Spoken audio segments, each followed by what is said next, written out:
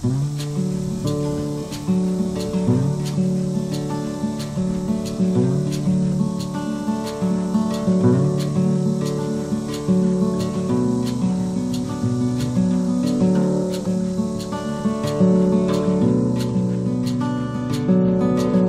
back to Jerome Bee Farm and Homestead and an episode of Tiny Swarm Tuesday.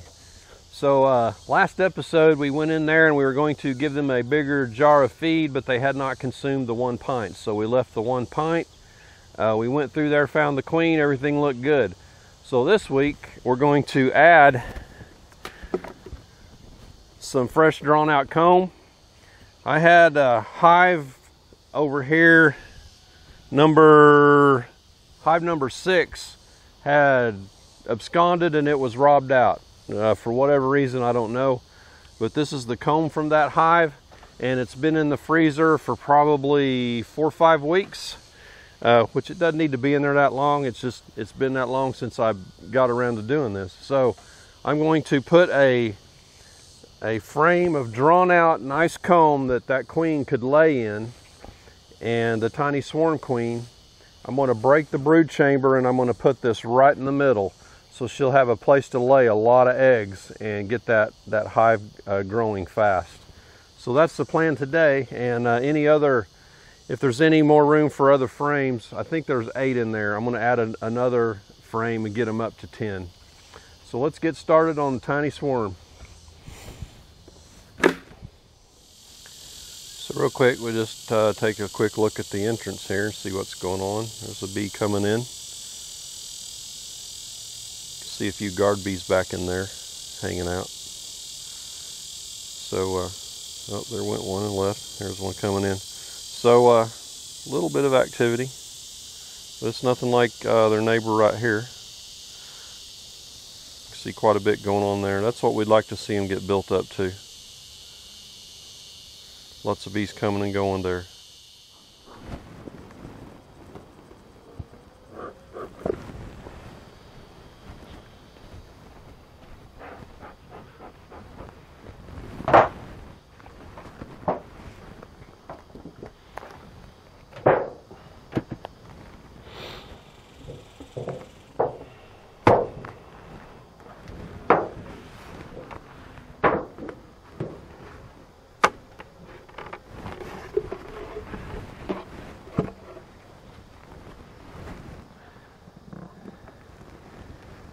Okay, this time they consumed the entire pint, so we'll go ahead and put a cord on here this time.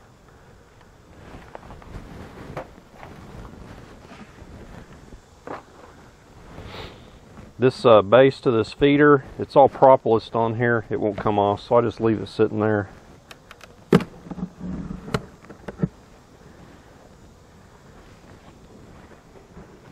There's a hive beetle in there. I don't know if I can get to him or not. Look on here real quick for the queen.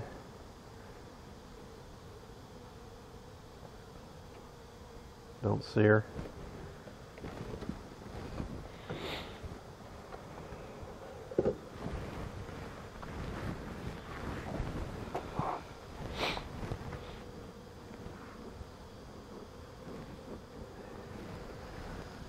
Looks like a pretty healthy population of bees.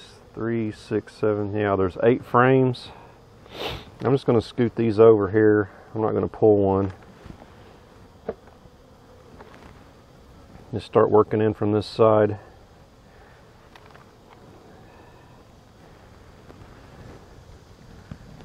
This is capped honey right here. And this is empty. And they're putting some of that sugar water in here. Let me go ahead and move the camera a little closer. I got my frame that I'm going to put in here. There's a little bit of wax moth on here where a larva was at one time. See that line right there? That's where a wax moth larva went through there, chewing through the cells and leaving a web. So, and there's a little bit on the other side too, right here at the top. So there's some there. But that larva was frozen and dead, so there's no harm in putting this in there. In fact, it's going to be good because these bees don't have to draw it out. So I'm going to put that right next to the brood, or if she's laying on 2 frames, I'll split the brood chamber and put that right in between them. This is mostly nectar here. No larva on here. There's one of those frames over there that has some pollen in it. I think I will grab it as well. And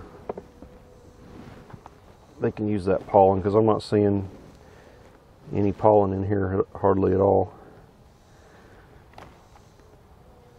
I think this is our queen frame here. Maybe the next one over. Oh, that smoke is in my face. I don't see her.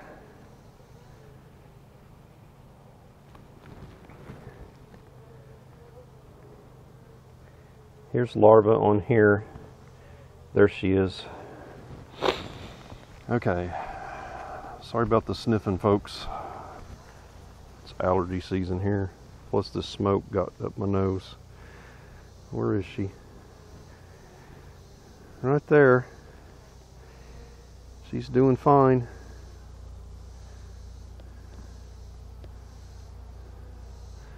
So let's put that frame right next to her.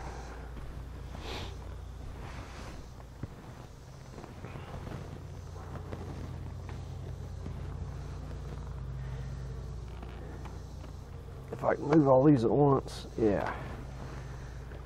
So we'll put this nice comb right next to her that she can go start laying in.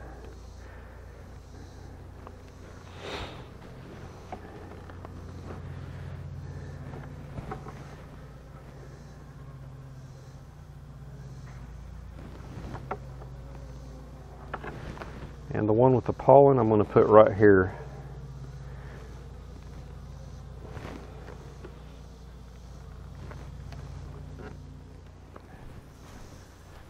Okay, see all the pollen in here? That's from that other hive. There's also some wax moth on here, but right in there was a wax moth. But they'll be able to reuse all this pollen.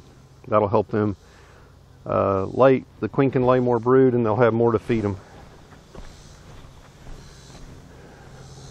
So I'm going to put the pollen towards this direction where the towards the queen frame. The queen's on this frame right here. So that gets us up to 10 frames in here.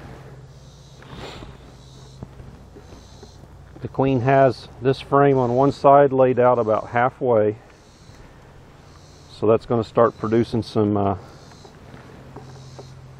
new bees for inside the hive, and then the bees that are in here now will graduate up to worker bees and start going out and collecting resources.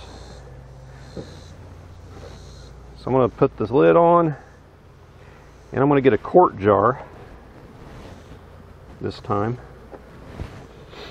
and fill this up with a quart jar.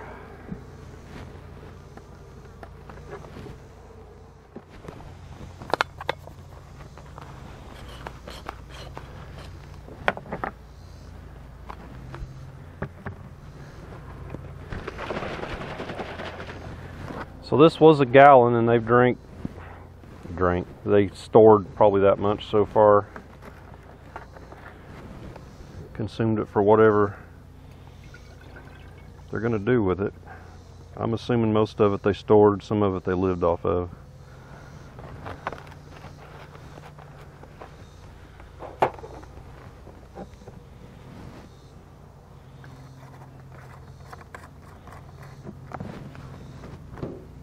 Hi, beetle.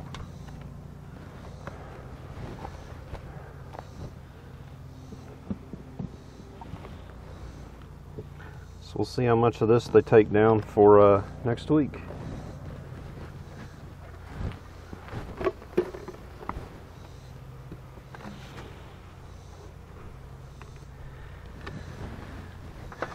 And again, we're keeping this block to cover this notch here, so bees from outside this hive can't get in here and get to that. If they do get to it, they'll have to come through the outside, or I mean through the front entrance. And that's why I have the entrance reduced down so small, so they don't have a very large area to defend against other bees or wax moths.